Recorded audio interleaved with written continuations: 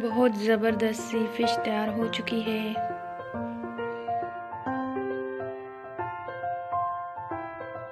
बिस्मिल्लाहिर्रहमानिर्रहीम, अस्सलाम वालेकुम। होपफुली सब खैरियत से होंगे। आज हमारे किचन में बन रही है फ़िश सालन, जिसके लिए हमने लिए हैं 3 बड़ी पीस फ़िश के, 1 टीस्पून लाल मिर्च पाउडर, 1 टीस्पून हल्दी, नमक आप अपने टेस्ट के हिसाब से ऐड करेंगे। गरम मसाले में हमने लिया है 1 टीस्पून साबित ज़ीरा, तेज़पात, बड़ी इलायची और 1 टीस्पून हमने लिया है मेथी।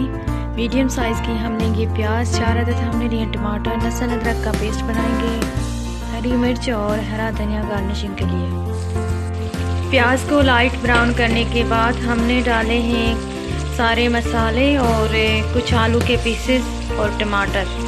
अब अच्छी तरह से मिक्स करेंगे, इनको भूनेंगे।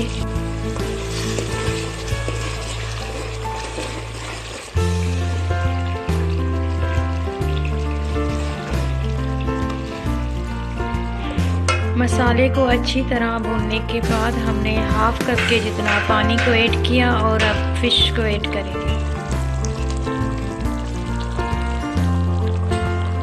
सारी फिश को हमने अच्छी तरह से सेट कर लिया। अब 15 मिनट के लिए कवर कर देंगे। बहुत ज़बरदस्त फिश तैयार हो चुकी है।